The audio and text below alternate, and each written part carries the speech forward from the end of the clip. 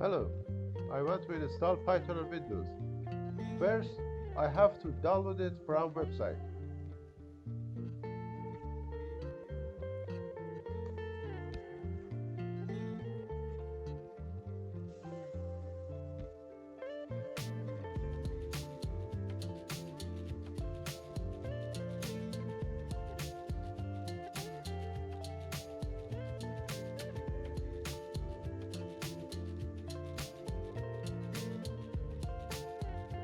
So click on the file.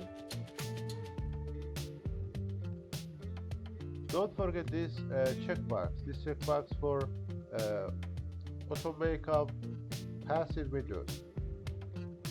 Click on install now.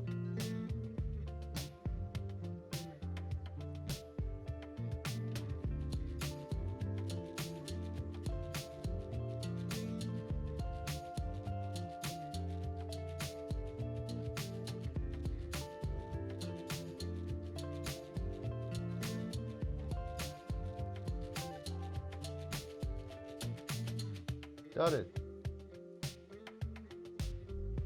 Let me to verify install.